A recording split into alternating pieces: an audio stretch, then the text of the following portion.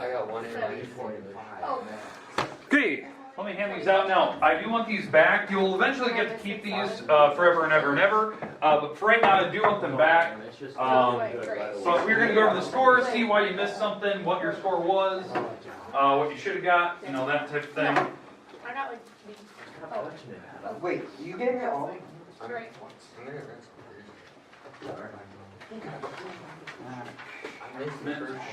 Bouncing all around the room. Okay, and again, I do want these back, but at least you get to see the scores, you can see what you got, see why you got it, why did I count it wrong.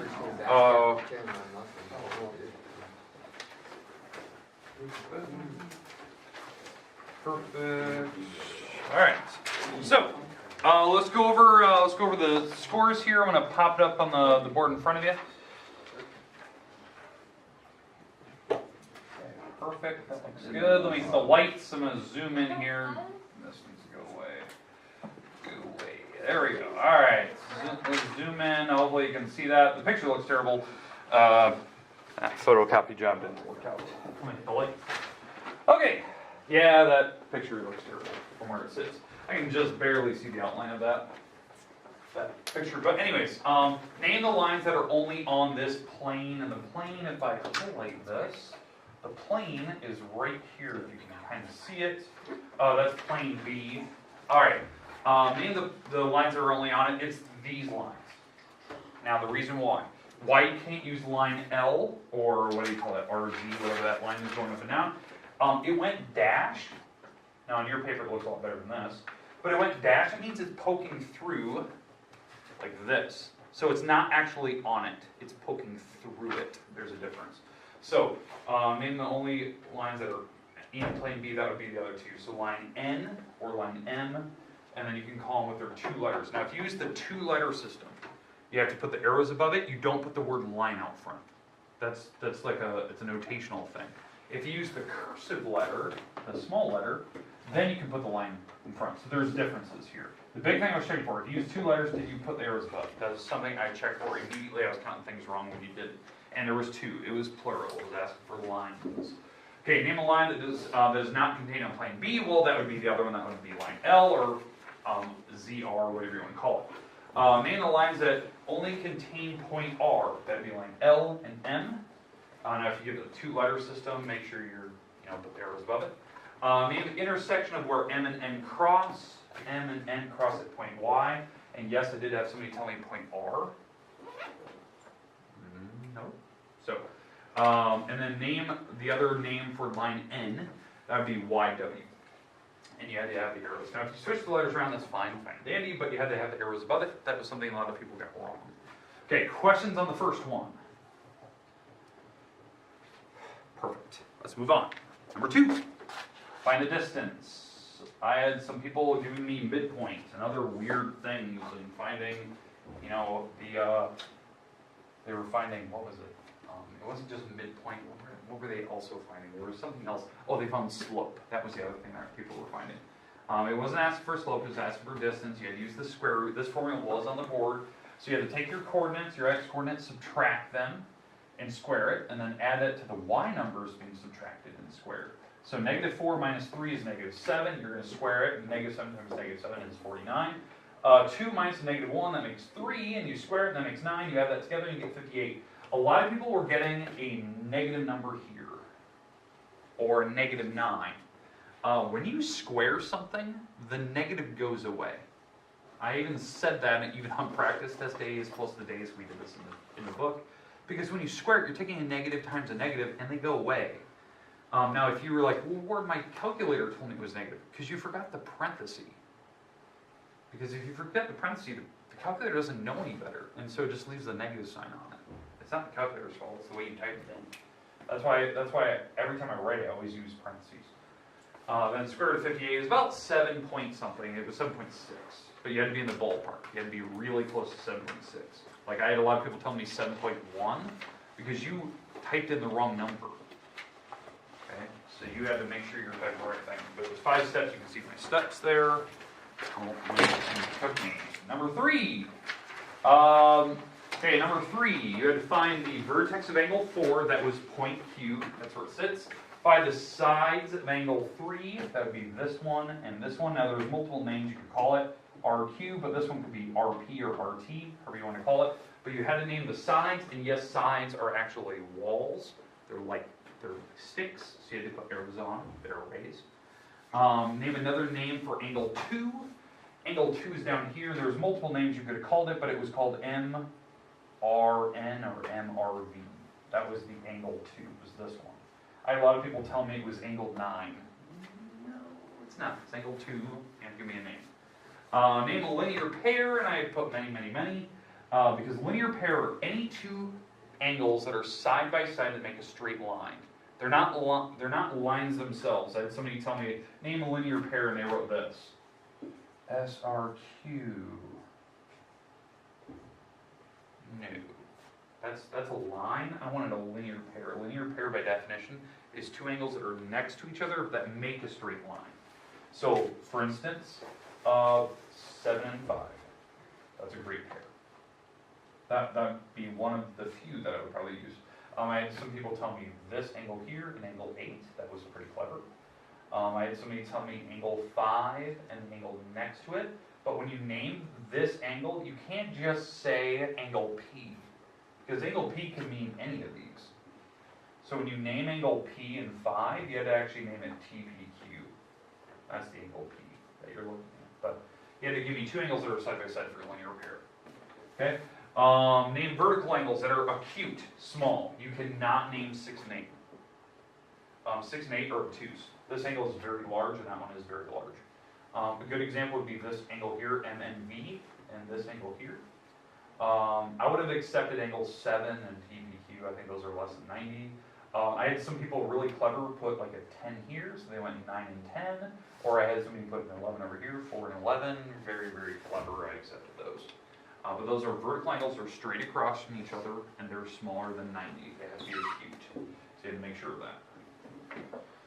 Okay, questions so far? You see the point system. How many you had to give me? All right, moving on. Number 4. Name the pictures. Now I did number the walls so you could actually see it. The first one is an octagon. That's how you spell it, not octagon. Or what was somebody? I think somebody said this. Octagon? I don't know what that is. So that was one of the words I had. It made me laugh. But it's an octagon. It is concave. It has cavities on it. There's cavities where it bows inwards. So if it's concave, it cannot be regular. Now, a lot of people would argue, well, all the walls are marked in all the angles. The angles are not all marked. In fact, there's 4 angles that they did not mark. Those. So they're not all marked. So it's not regular. Okay? Let's go to the next one. That one is a pentagon. It has 5 walls to it. So it is a pentagon. Hexagon is 6. I had a lot of people trying to tell me that. That's 5-sided figure. It is convex. There is no cavities. There's no bends inward like this. It doesn't bow inwards to the center. And it is regular. All the walls are marked and all the angles are marked. So that is a regular picture, not that one.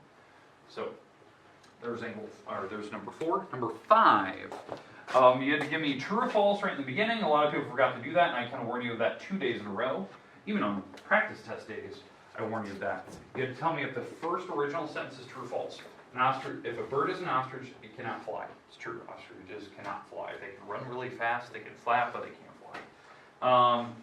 Inverse, converse, and contrapositive. Inverse is where you just take the sentence and you make it a negation. You make it like not and not.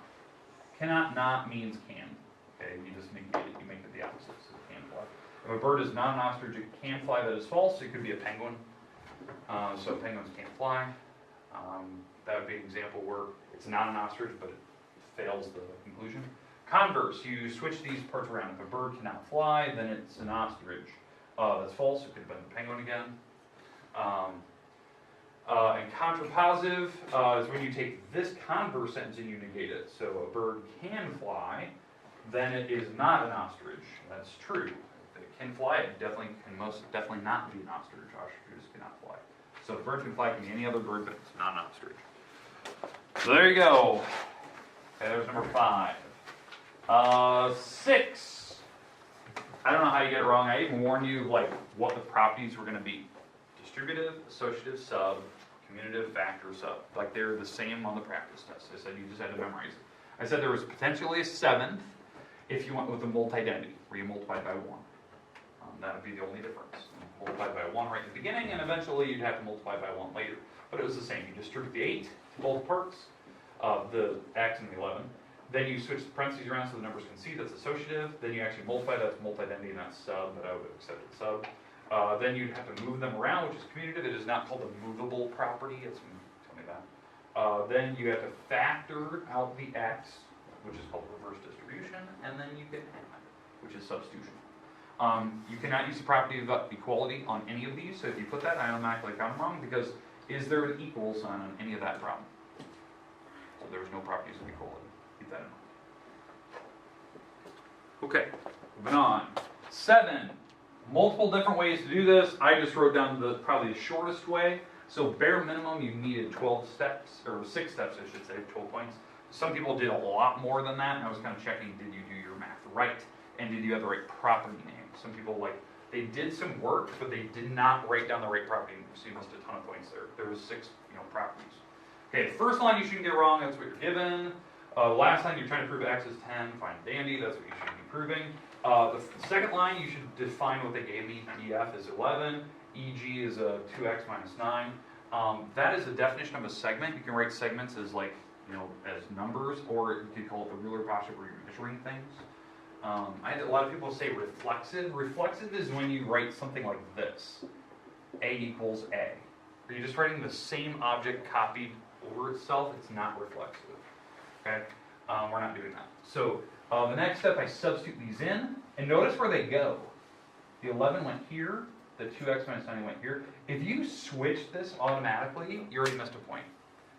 Because that's symmetric property. You didn't even substitute yet. You have to substitute, then you can do symmetric where you switch them to get it to look normal. Because I know some people, they wanted to switch this automatically because they knew they wanted the x on this side and the 10 over here. But you have to switch that later. But you add the 9 across, let's add property of equality, you divide by 2, this division property of equality. Then when you get to here, you do have to switch. A lot of people are waiting to the end. That's great. You have to wait to the end. If you did it in the beginning, you had to write down what the property name was. Okay? Some people are forgetting that. Okay? So just be careful that I counted it wrong in the beginning if you switch this by accident, right? Like right here, I automatically counted that wrong. 8. 2 and 8 are vertical. They're straight across from each other. Okay? 2 and 4 are corresponding because they're on the same side. 7 and 6 are same side interior. 1 and 4 are same side exterior, and the last one, 7 and 3, are alternate interior. So they were all kind of different. The one that really got people was that was 2 and 4, because they were doing the same side interiors. Some people went back and fixed it. Like they had corresponding written down, then they went back and crossed out and they wrote something else in there because they were looking at these two, and that really messed with them. 9, you just had to solve these. These two angles are equal. The reason why. What type of angles are these? They're not vertical, but what are they called? Yeah, they're alternate exterior. So if alternate exterior, they're actually equal. So you can actually set them equal to each other right away. They don't equal 180. They are literally the same exact angle to make those lines parallel. That was one of our theorems. I think it was like the first theorem or something like that. Chapter 3. When you set them equal, you subtract the 2 across, so you add the 14 across, and you get 39. A lot of people plugged it back in, but you did have to show me that your x was a 39. Okay, 10. You have to find the slope first. The slope of that original line, this is BC line, 6, 7, 4, 5. The slope of this line is 2 over 2, which is 1 over 1. But the problem is you needed perpendicular. Some people didn't read that. I kind of warned you that on test day and practice day. You need to read the question. You wanted it perpendicular. That means you had to flip the slope over, which is still 2 over 2, and then make it negative. Some people forgot to do that. Because you need perpendicular. It has to go the opposite direction. It has to be negative. So that's the slope you had to use, and you did have to use the 1 and -5, so x minus the 1, y minus the -5, which is plus. Some people just messed this up. Some people were using the wrong coordinates. They tried to use these two. You have to use the one that you passed through, and I warned you that on test day. You have to use the point that you passed through. I even said that multiple times. Back and watch the videos. 11. You have to find the slope first. The slope is rise 7, run 8, all the way across from where you're at. And then from there, you had to plug it back in and put it in a point slope form and then rearrange it to slope intercept. So I did it the way we talked about in class, where you multiply the 8 across to this side, so you get 8 and 16. You would add the 16 across, making negative 26, because that is negative, right? And then what you can do is you distribute the 7 to this, because this 8 went over here, the 7 went through the parentheses. So, and then the last step is get rid of the 8 divided by 8. So that way you get slope and you get the intercept. This number's like 3.2 or something like that. That's right where it crosses. Negative 3.2. I know a lot of people tell me negative 3. It's not correct. You do have to get the decimal. Had to be exact. All right. That's it. Okay. Take a look at it. I believe it's at a 77. So you can kind of see it. I would definitely expect your semester 2 test to be something eerily similar to this. Okay? Alright. And yes, you will eventually get QQs. And you can see it online. I believe it's in the grade book. You can already see it. Blah, blah, blah. Question. Okay, so I should put this one together, but is it so long? Yeah, it didn't have to make it. That's why I kind of wrong. Yeah, you only missed one out of those 5. Yep, you got it. Okay. Perfect. Okay, we only have about 10 minutes left here. Okay, the last thing I want to cover today is I believe we're out of here at, let's see.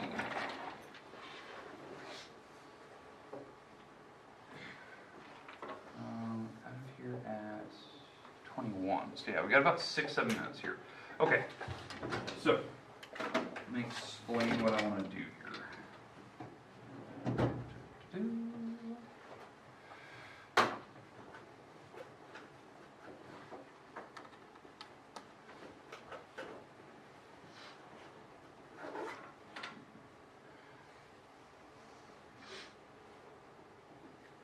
All right. Here's the last thing I want to cover. I know this is going to seem a little silly. Beginning of the semester, I want to make sure that everyone's kind of well aware of, the policies and whatnot. I like to review this at least once, twice a year, something like that. So I'm going to do it right now because we only have about 7 minutes left today. Just quick reminders of things you still have access to. Textbook-wise, everyone should have an online version. Everyone should have a hard copy, correct? You do need to have that physically, with you at some point, that book, because we will do book checks. We'll do it, probably in the next couple of weeks at some point, because I always check every quarter, every semester, so we'll check that. Next, let's see.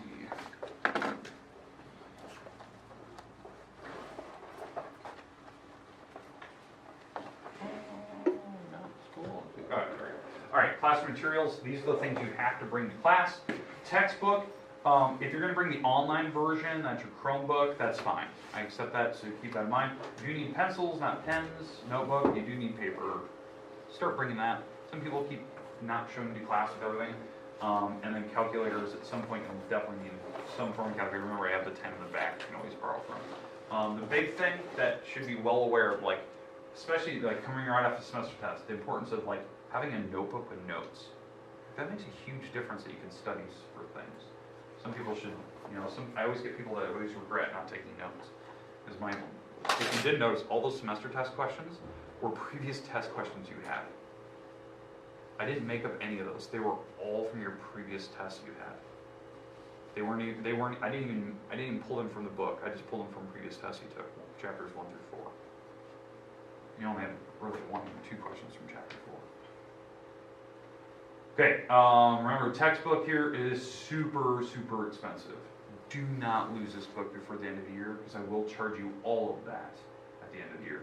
And if it goes up in price, because maybe there's a demand for them, let's say Amazon's running low, this price can go up. So keep that in mind. Okay? It's got all those pages, all those chapters, to make sure that you understand that we are going to cover most of those chapters. So we're in the middle of chapter 4. We're going to go to 5 and 6, and then we'll eventually jump to chapter 8. These next couple chapters go a lot quicker than the first ones, just because of the simplicity of what we're doing. You already saw, Friday we talked about section 4.4. It was pretty straightforward. We're talking about some properties. We'll do some do some homework. A lot of these have formulas in them, a lot of these chapters where you have to memorize a formula, so that's where a notebook can come in handy, okay? Calculators, remember, these are the good ones, these are dumb, don't go out and buy a $100 calculator because I just told you to get one, don't do that. These are still like expectations in this room, okay? I don't worry about you guys, but other classes I do. Making sure that you respect your classmates and take responsibility for an education, challenge yourself. This class is hard, you guys already figured that out. I don't make it easy. You're in high school, you're trying to learn an upper level math class, right? And then these are the things that Mr. Haig always tries to remind people of. Okay, be here, be on time is what, second period of the day, you shouldn't be late. Do the right thing, that means you have to, when you come into class, you're doing the right thing when you walk in, try your best, that's anything we can always ask you of, and then be yourself and respect others, okay? Disruptive behavior won't be tolerated, I'm not worried about that for you guys. Homework is expected to be completed on the due date. Keep that in mind, not at the end of the day or I'm going to slip it under your door since you're at basketball. It's due when the due date comes around, so keep that in mind. Use your textbook, don't lose it. They are assigned with a specific number and signature, and this will change this week. Cell phones, iPods still not allowed. Make sure they're in the caddy. I do want your cell phones in that caddy. Okay, I don't want to check them. I don't want to pull them off of you. But if I see you on your phone, I will take it. And then if you have disabilities challenges, you have to let me know. Cheating is not tolerated. I don't have to worry about that. We haven't had to worry about it. Too bad. So sad. Life's tough. All right. Homework. Here's your here's the things that we're still going to get 2 to 3 a week. You guys know the drill. 10 to 25 pounds ish. Late work can be redone. You can always redo homework at my approval and stuff. Late work I will not accept after chapter tests. I kind of always warn you of that, and I'll warn you. Like chapter 4, I'll be handing back some papers tomorrow. You can always refix them and put them back in. Tests, you can always retake tests. Some people haven't taken advantage of that a lot. You can always retake a test and you get the better of the 2 scores. Whatever one's the better, I always give it to you. Okay? If we have to do a pop quiz, we haven't had really too many of those. If we do a pop quiz, I don't let you retake that, and semester test you can't retake. So keep that in mind. Okay? Grade policies, here's your A's, B's, C's, D's. Anything below 60 is an automatic F, and notice goes down 1. I don't accept like incompletes. You do have to finish them, or otherwise you don't pass. We'll figure that out pretty hard in the first semester. 40-40-20 rule for quarters and the semester test, as always. That's what your semester test score was. Grade book should have 3 categories. Usually I say participation if we do group projects, which we will do this semester, because we have some other formulas we have to work on. Tests and quizzes are 40, homework is worth 55. This is why people can't pass my class, is this category right here. They won't do the homework, they won't pass. It's guaranteed. I made it worth 55% of your grade. You'd already be below 60. You can't pass, you don't do my homework. So keep that in mind. So, all right, questions, comments? Yeah, that was pretty good for just a quick recap. All right, online website, make sure you're using it. It's mrward.org. Okay, it has all the videos on there and everything. I try to update it almost every night, over the weekends and stuff. It's mrward.org. I think I also own like jhvmath.com, hsmath.org. I own a bunch of different websites, and they'll take you all to the same place. That's the one I usually recommend. Okay, and if you forgot your login password for your online book, it's right up here. How you're supposed to log in. I think there's only 2 people that have a different login because they're added late. Okay, questions, comments, though? Perfect. Okay. All right, that's it for today.